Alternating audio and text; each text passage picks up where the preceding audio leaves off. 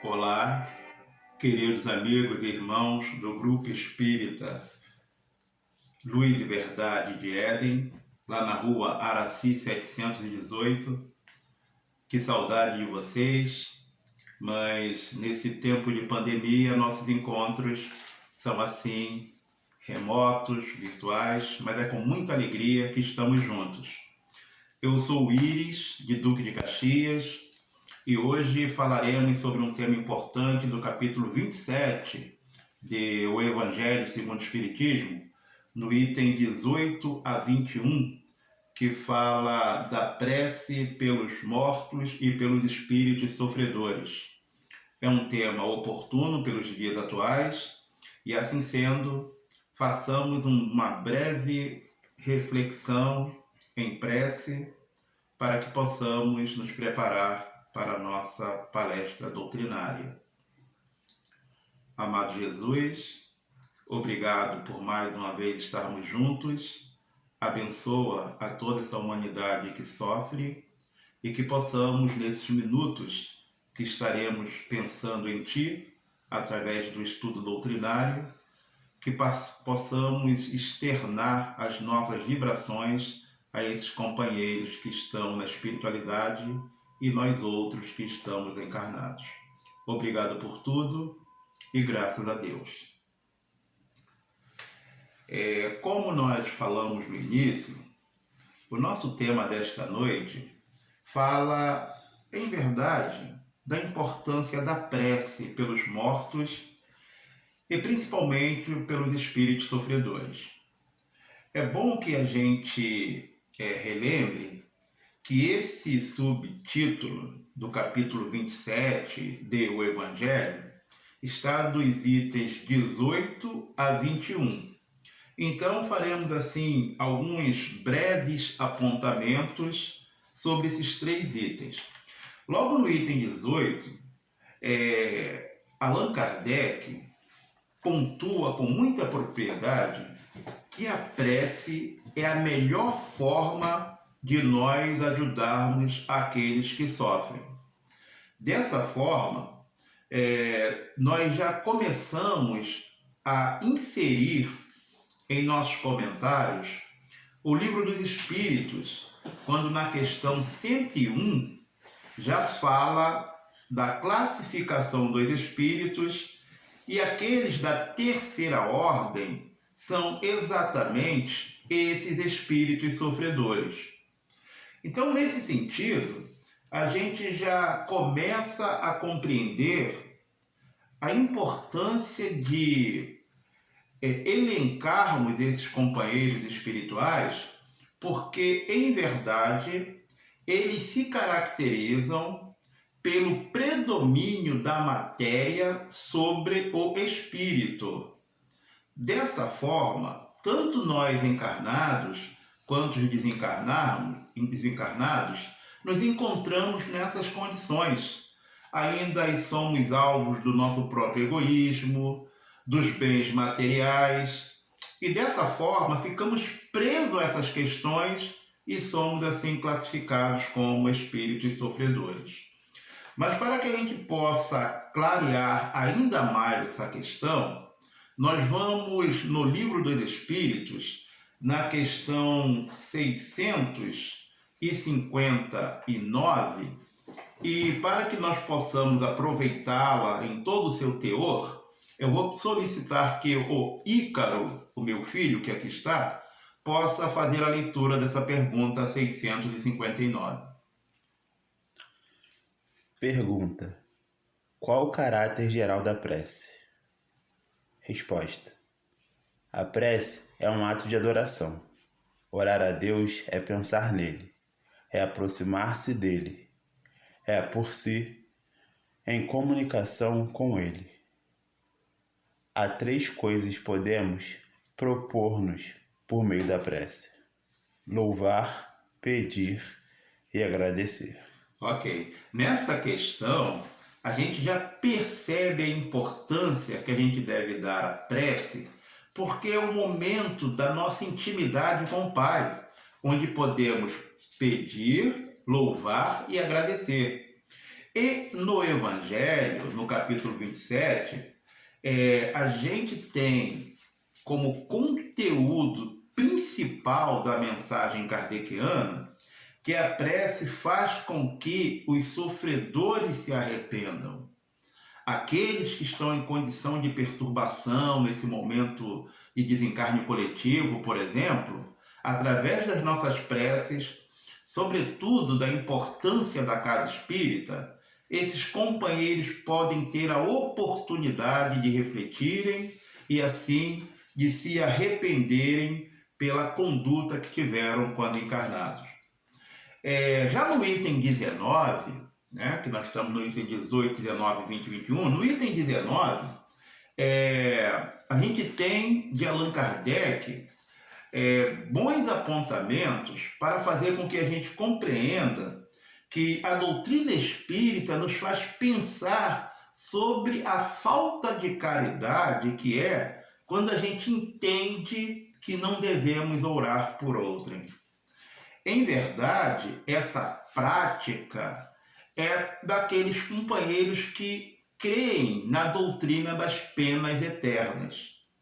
E, nesse sentido, a gente deve compreender que Deus, como Pai maior, Criador e Inteligência Suprema, jamais abandona os seus filhos eternamente no sofrimento.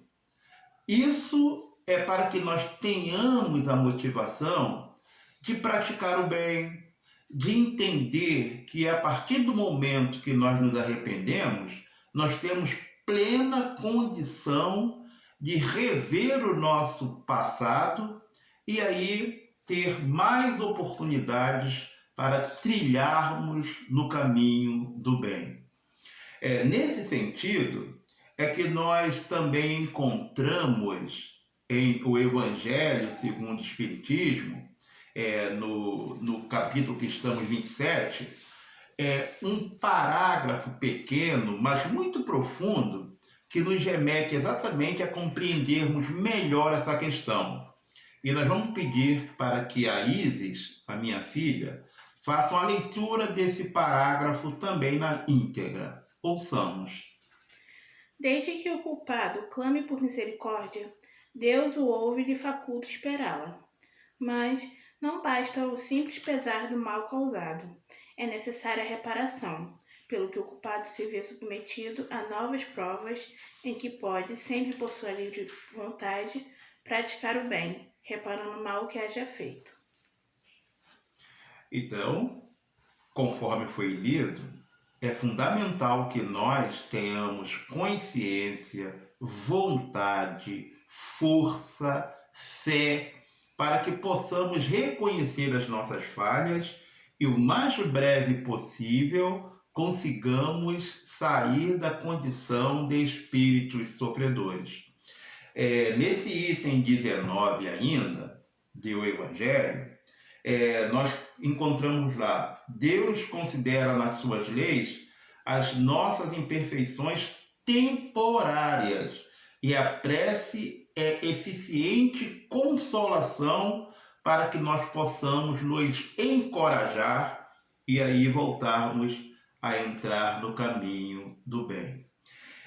Agora, passando para o item 20 do Evangelho segundo o Espiritismo, lá nós encontramos que a lei divina é justa. Não há falha na lei do Criador. E Deus leva em conta o verdadeiro desejo que nós temos, né, de realmente reparar aquilo que fizemos de errado e de equivocado. Por isso que conta muito na lei divina a nossa vontade ardente de fazer o bem. É preciso que a gente tenha verdadeiro sentimento de arrependimento, porque só através dele nós conseguimos realmente refletir e enxergar a vida no plano material e no plano espiritual sobre uma nova ótica. Para tanto, nós vamos mais uma vez em O Livro dos Espíritos pedir para que o Ícaro faça a leitura da pergunta 661.